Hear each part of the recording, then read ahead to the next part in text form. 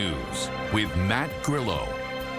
Good evening. The two candidates vying for the CAQ leadership and to become premier faced off today in their final debate.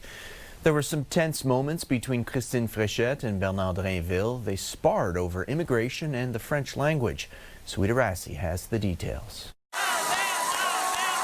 It's the final face-off. And as the countdown begins, it's the last chance for Christine Fréchette and Bernard Drainville to get voters on their side. The two candidates covering topics such as health, education, and security. But it was immigration and identity that led to the most heated moments. Drainville was largely on the offense. He accused Fréchette of failing to immediately call for the resignation of Air Canada CEO Mikael Rousseau, after Rousseau delivered an English-only message following a crash that killed two pilots, one from Quebec.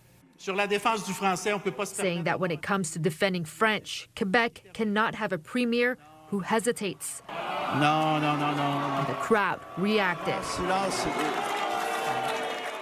Then there was Roxham Road, the unofficial border crossing between Canada and the U.S. that has long been a hot-button issue. While it's now closed, Drainville used it to challenge Fréchette's record as immigration minister at that time. Fréchette accused Drainville of misrepresenting her stance. And after the debate, Drainville kept the pressure on. I think if you want to be a premier, if you want to be a leader, there are some issues upon which you have to be very decisive. But Fréchette fired back. Well, if you want to talk about changing his mind, we can talk about Bernard, because a few years ago, Bernard wanted to be the leader of the Parti Québécois. Now he wants to be the leader of the Coalition Avenir Québec. According to a recent poll, Quebecers appear to be siding with Fréchette. 47% believe she would be the better premier. 17% want to see Drainville in the role. 13% are undecided. But 22% say neither. The fate of the next party leader and the province's future premier rests on 20,000 CAQ members. They have until April 12th to cast their ballot before the clock runs out. Sweeta Rassi, CTV News, Laval. There was a noisy scene outside the debate center in Laval today as union members took the opportunity to send a message to the governing CAQ.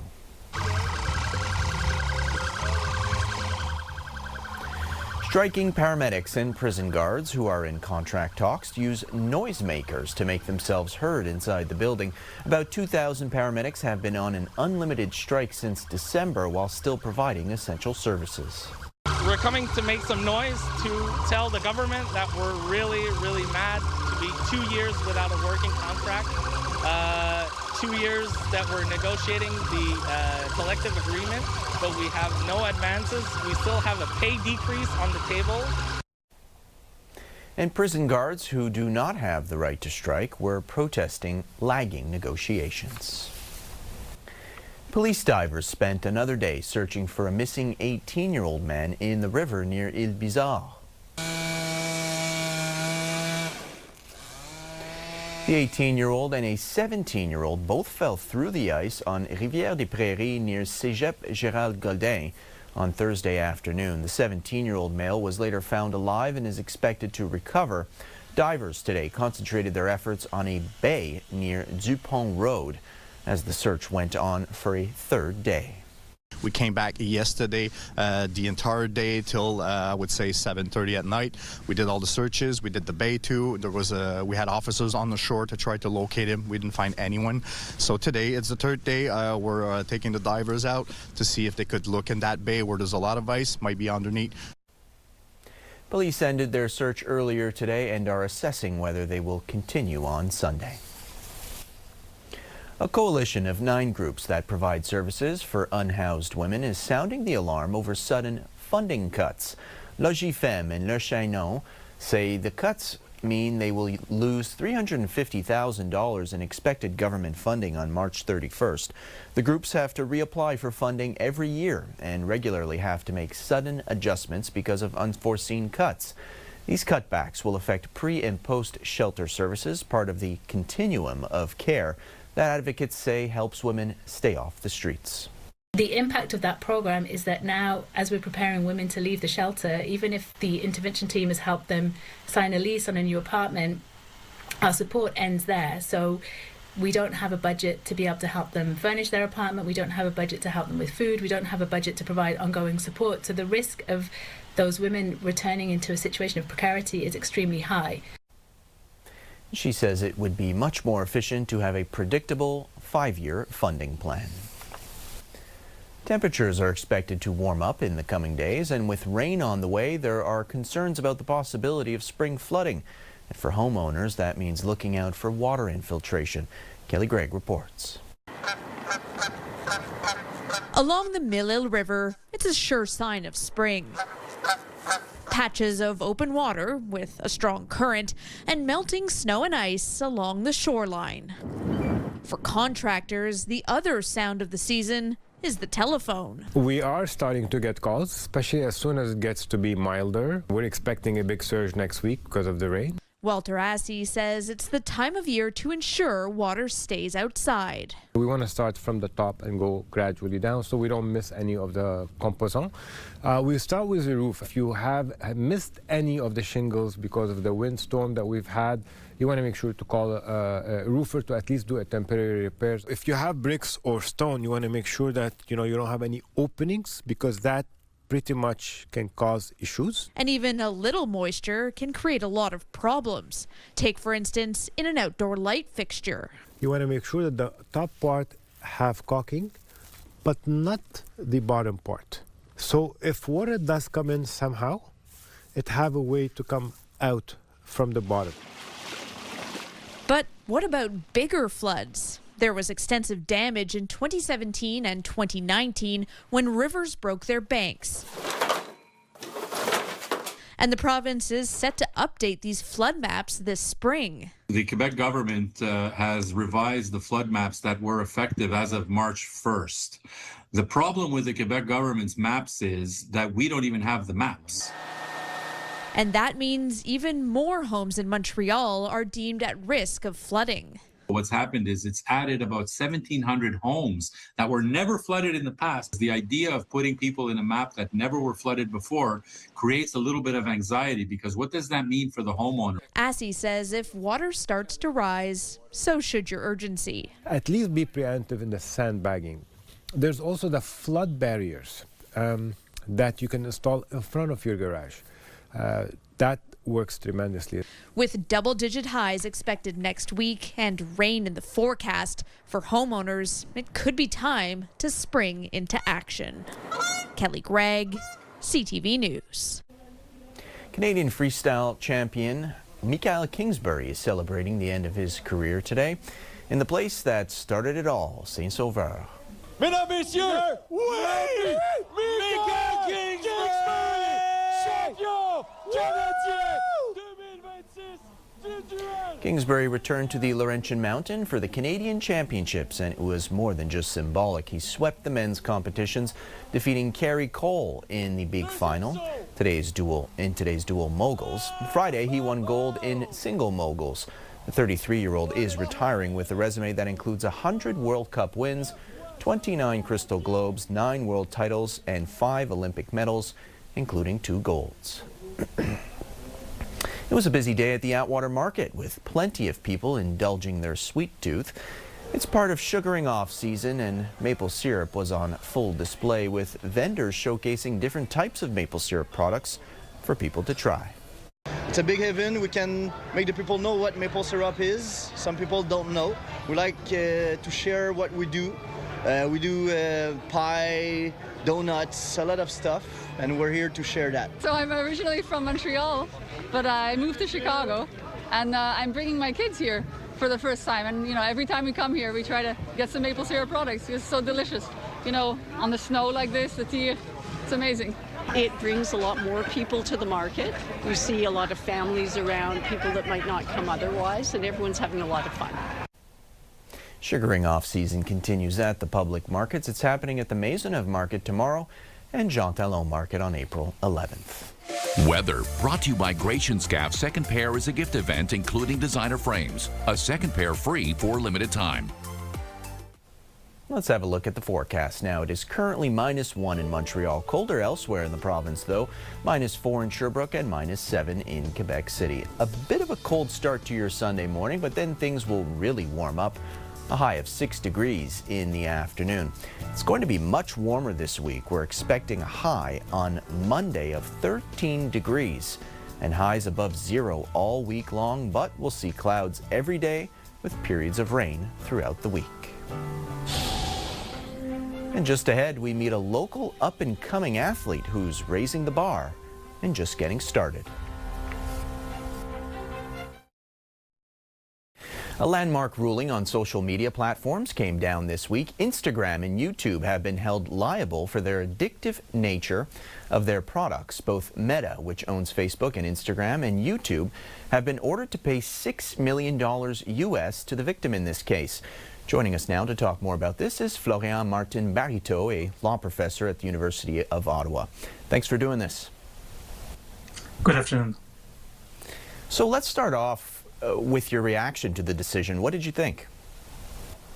It's a landmark decision because it's the first time that we have a jury, we have a court recognizing the design choices of those big platforms, and that every time they decided to choose between making more money with ads, with like creating addiction with their users, they decided to go this road rather than like protecting their users, protecting kids and other vulnerable persons. So it's a very important case. I guess the big question now is, does this open the door, you think, to other lawsuits?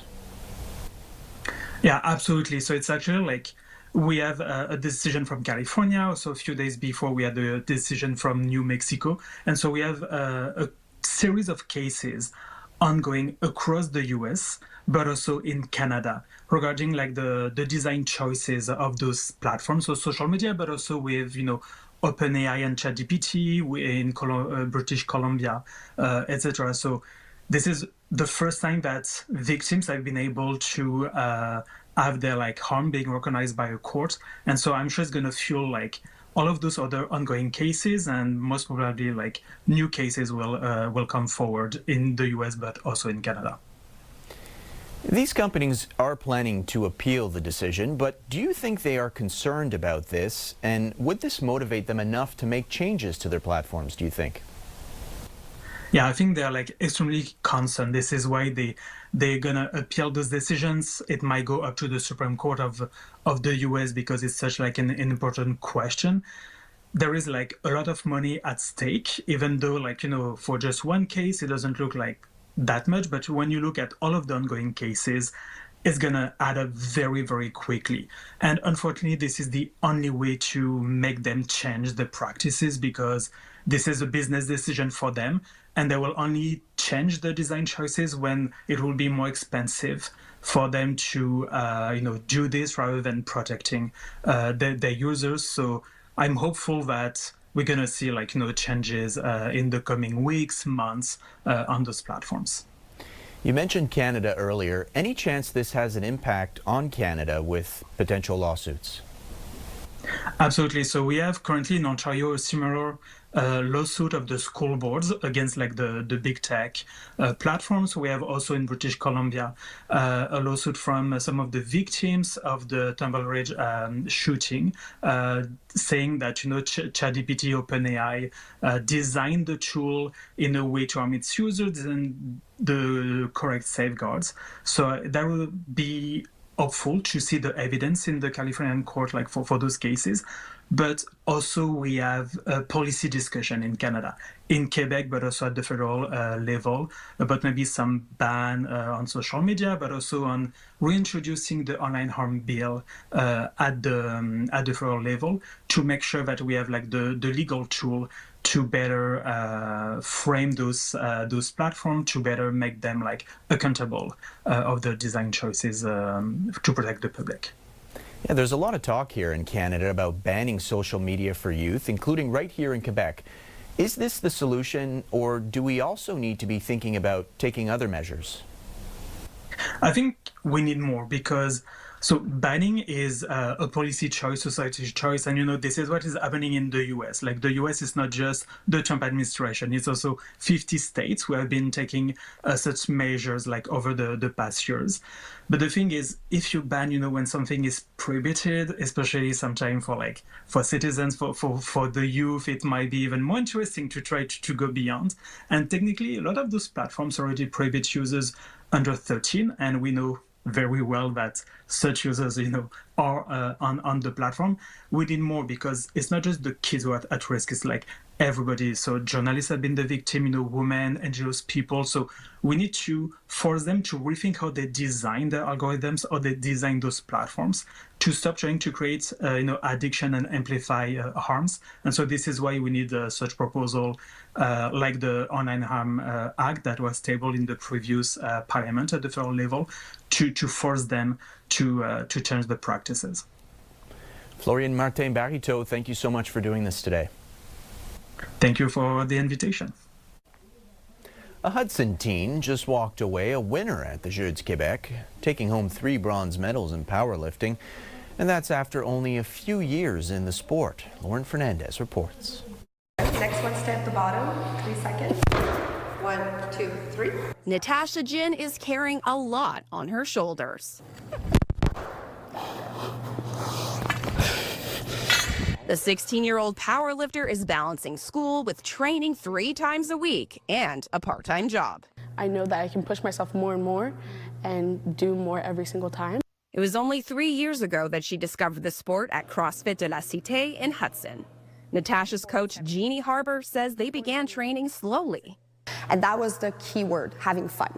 So I let her have fun and build some confidence with that barbell. Lifting heavy and in between sets, having fun. That approach is paying off. Natasha recently took home 3 bronze medals and a Sports Spirit Award at Les Jeux du Québec. It was really an exciting moment for me. I know when I got off stage, I was really emotional. I don't know why I'm getting emotional now, but I was really happy with my performance. She says she couldn't have done it without her coach. We've really built a really good connection these last 3 years. She really helps me with everything. She helps me push. She helps me just get my technique right. She's always there for me, no matter what. They're already preparing for the next competition, which could help Natasha qualify for the Canadian Championships. I'm hoping to maybe someday do international competitions. I think that would be really cool. I think I'm just going to try and go as far as I can in weightlifting. I find it amazing that already she's setting objectives by herself, that she has enough confidence to set those objectives and say, I can do it, and I want to go get it. It's that determination and drive they hope inspires other young women to pick up the sport. It gave me a little confidence boost that I needed, for sure, and I'm really excited to see what's next. Aiming high in the world of powerlifting. Lauren Fernandez, CTV News. After the break, the Habs hit the road as they continue to battle for a playoff spot. Details and highlights coming up. Menswear provided by Ernest. Elevate your style with Ernest. The Montreal Canadiens were in Nashville tonight to take on the Predators. The Habs are looking to hold off teams in a tight playoff race. Ivan Demidov opened the scoring in the first period. The Canadiens would go on to dominate the second period with goals from Oliver Kapanen, Cole Caulfield, who scored his 45th goal of the season, and Alex Newhook. Nashville would score 1 goal in the third period. The Canadiens, though, coming away with a 4-1 win. And the Habs are back on the ice tomorrow against the Carolina Hurricanes. The Montreal Victoire took on the New York Sirens this afternoon in Detroit. Nico Valles en retrait pour Dubois, le tir et le but!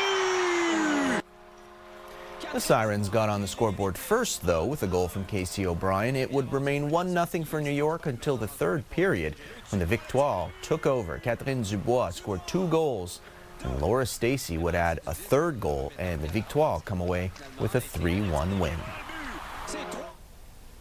And that's it for us tonight. For the latest news, you can listen to Weekends with Joanne Vrakis tomorrow morning at 6 on CJ 8800. Of course, you can always head to our website, ctvnewsmontreal.ca. We'll see you tomorrow. Have a great night.